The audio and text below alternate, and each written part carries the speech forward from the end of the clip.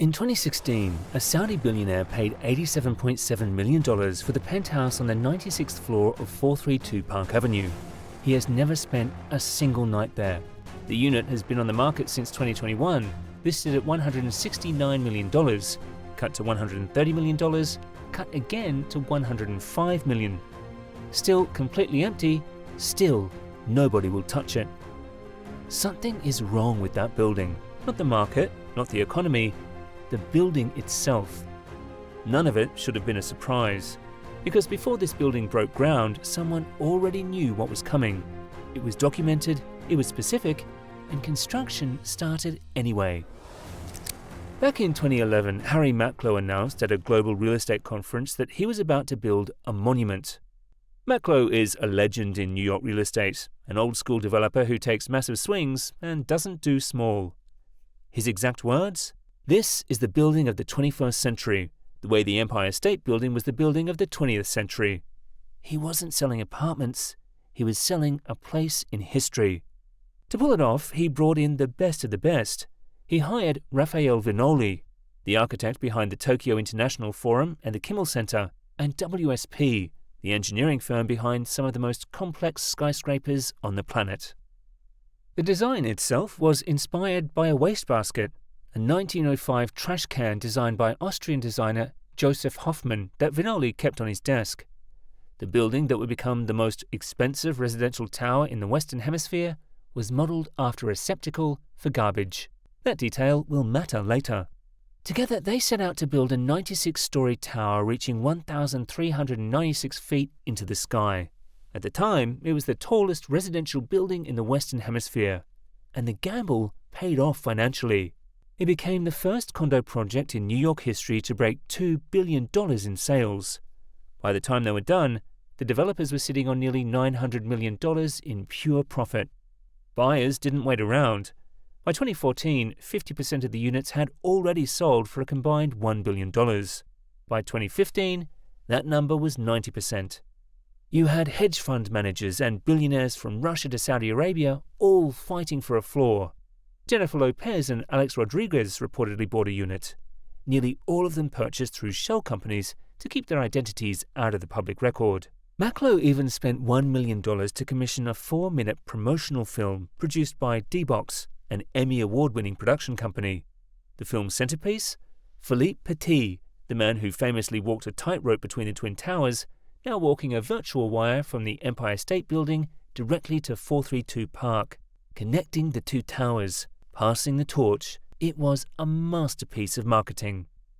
By every metric the developers cared about, the money, the hype, the famous names, 432 Park was a massive success. But then, the residents started moving in, and very quickly, that success started to feel like a very expensive trap. Before we get to what went wrong, you need to understand what they were actually trying to build. 432 Park Avenue is 1,396 feet tall, but its base is only 93 feet wide. That's a 15-to-1 height-to-width ratio. A building is considered wind-sensitive when that ratio hits 5-to-1. This tower is 3 times that. Picture a number 2 pencil balanced on its eraser with a high-powered fan pointed at it. That is the physics problem these engineers were trying to solve. Beyond raw wind, there's something called vortex shedding. When wind hits a slender tower, it creates spinning eddies on the downward side that peel off, left and right in a repeating rhythm. This creates a side-to-side force that rocks the building perpendicular to the wind. If that rhythm matches the building's natural sway, you get a feedback loop that makes the tower move violently, regardless of how hard the wind is actually blowing. So how do you keep a 1,396-foot pencil from shaking itself apart? WSP built a layered defense system. First, open mechanical floors every 12 stories, the dark, empty gaps you can see from the street. Wind blows straight through, breaking up those repeating air patterns before they can build momentum. At those same levels, massive horizontal beams tie the central core to the outer columns. The exterior is a grid of thick concrete columns, a giant exoskeleton wrapping the full height of the tower. Underneath it all, 60 rock anchors driven up to 70 feet into Manhattan's bedrock. And at the very top, 2 tuned mass dampers. Each one weighs 660 tons. When the building sways one direction, these weights swing the opposite way to cancel it out. Without them, the movement at the top would be so severe, the building couldn't be lived in. The spine, holding all of it together, is a 30-foot square reinforced concrete core with walls nearly 3 feet thick. This is the most critical element in the entire structure. If the core fails, the system fails. The materials were just as extreme: 70,000 cubic yards of concrete, 12,500 tons of rebar. The lower 38 stories poured at 14,000 psi, strong enough to support a small mountain. The upper floors at 10,000 psi. For the exterior, engineers developed a specialized white Portland cement that could be pumped all the way to the top of the building while maintaining its strength and appearance. The structural engineers would later describe successfully producing that high-strength, pumpable white concrete as, quote, one of the most demanding construction challenges of the project. All of this, the dampers, the open floors, the high-strength concrete, was the best technology money could buy. It was a sophisticated solution to an extraordinary problem. But it all depended on one thing: building it exactly as designed, using the right materials.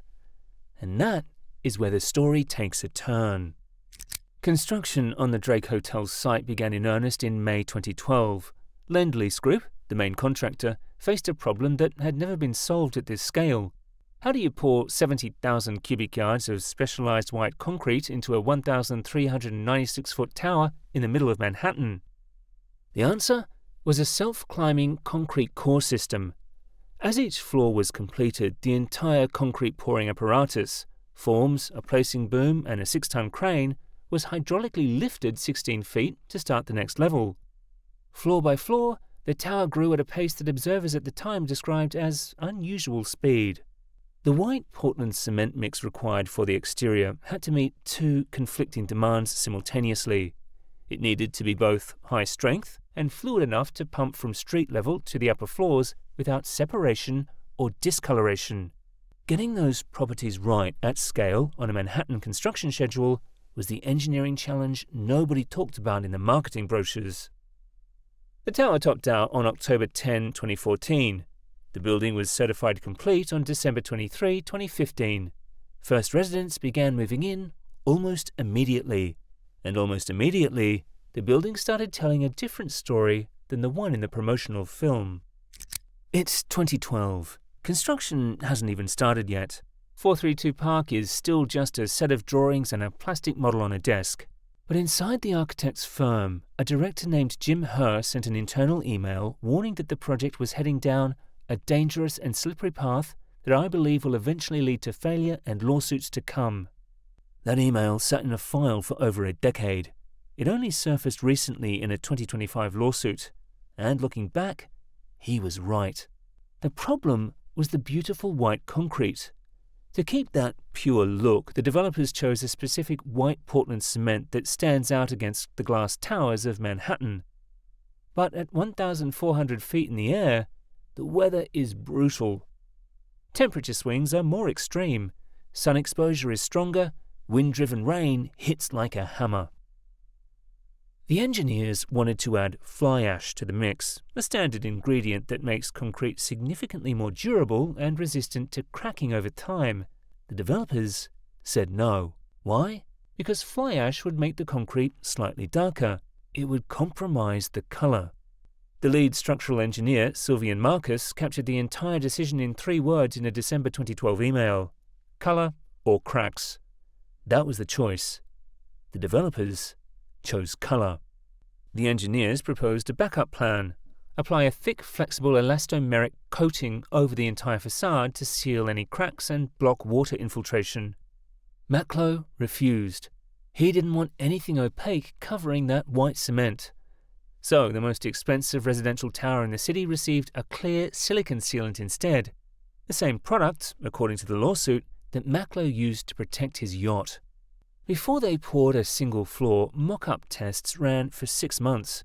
According to the 2025 complaint, every column they tested cracked. They built it anyway. To be precise about what the warnings covered, what Jim Herr's email and the mock-up tests documented was the risk of the exterior white concrete cracking from weather exposure. The 10-inch crack in the building's structural core, which would only be discovered years later, was a separate and more serious problem entirely. Both were real, only one was warned about in advance. This was not the first time Vinoli's pursuit of a signature shape produced unintended consequences.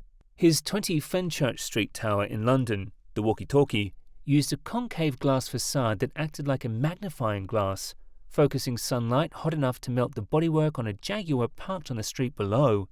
It channeled wind gusts strong enough to knock pedestrians over. Vinola later admitted his team had made a lot of mistakes with it. His Vidara resort in Las Vegas produced a similar death ray effect on guests by the pool.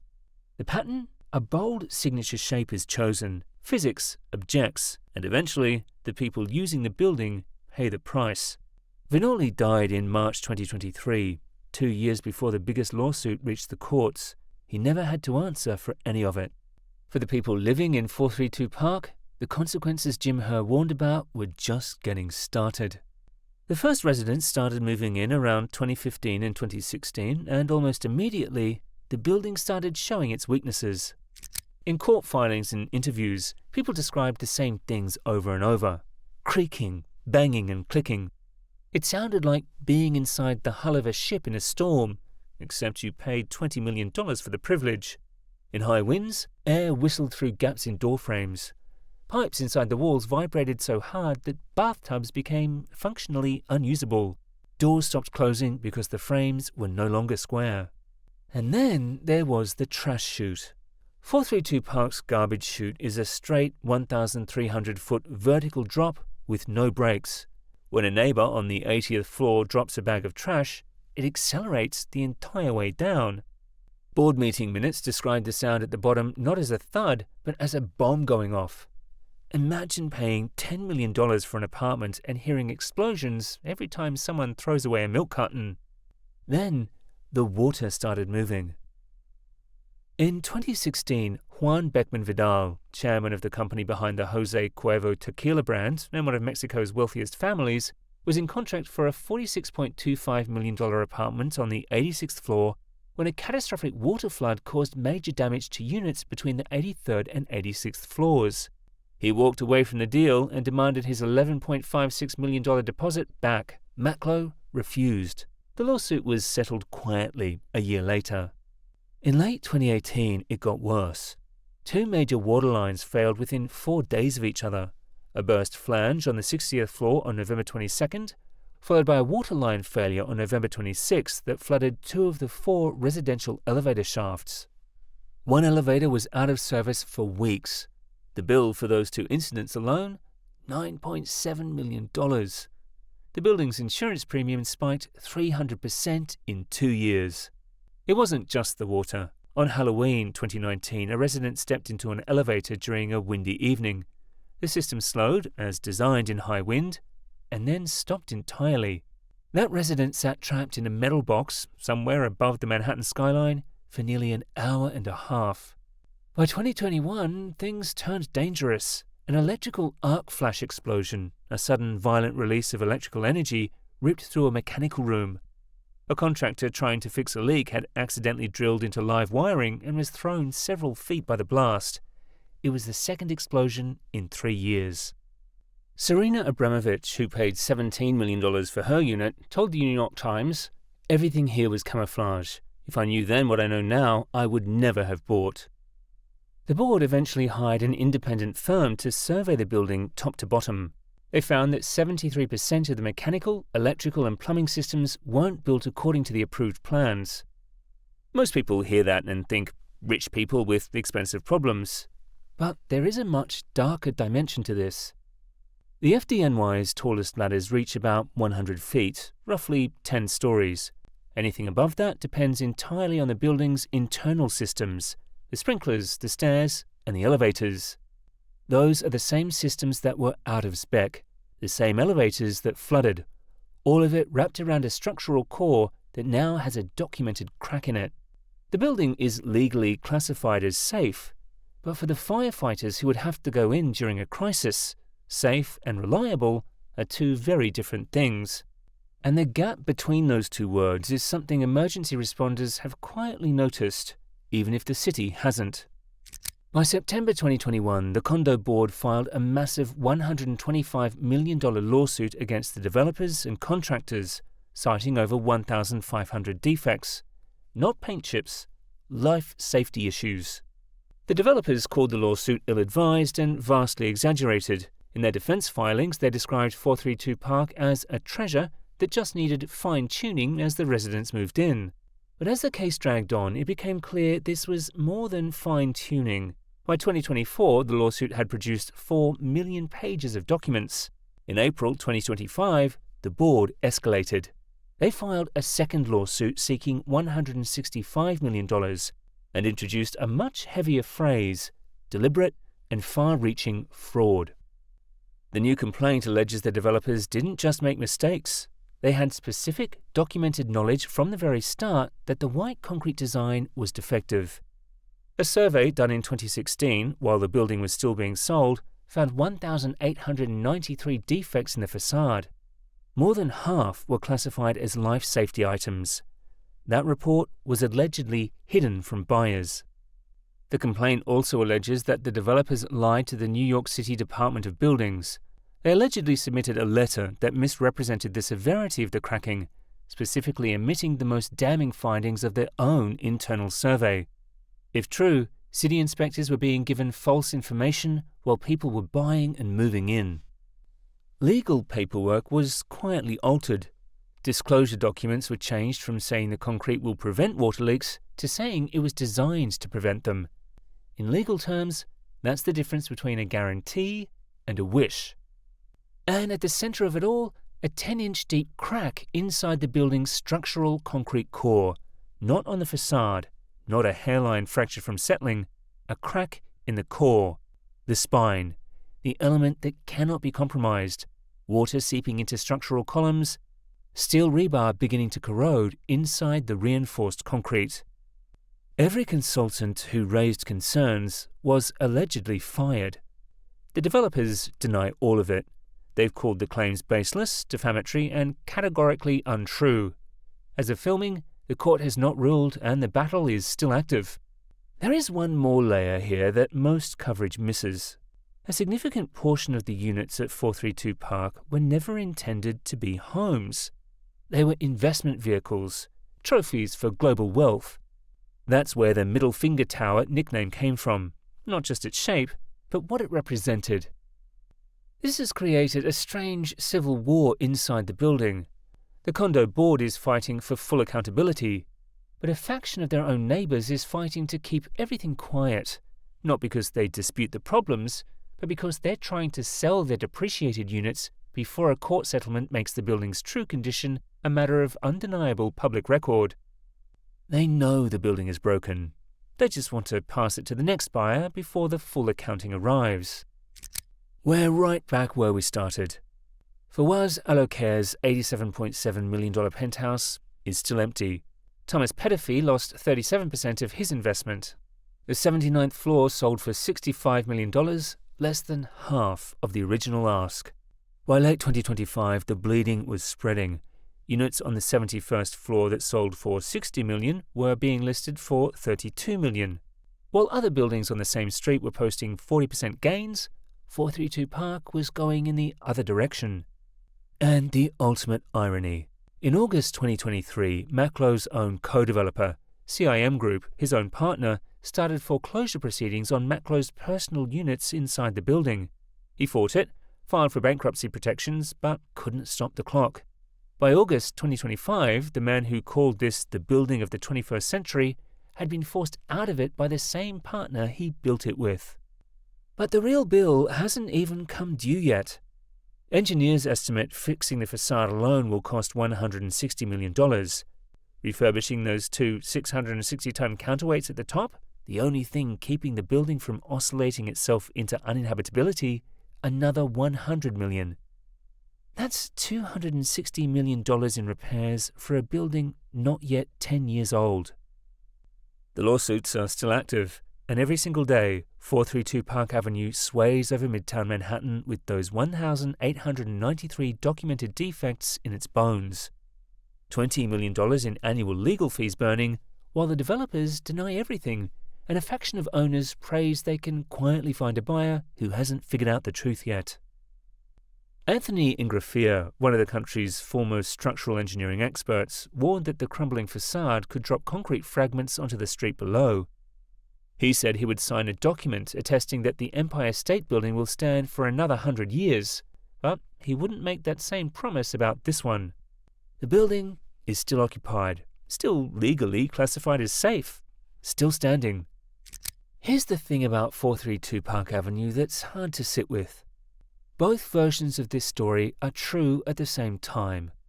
It cost $3.1 billion to build. It will cost at least $260 million just to fix the basics, for a building not yet 10 years old.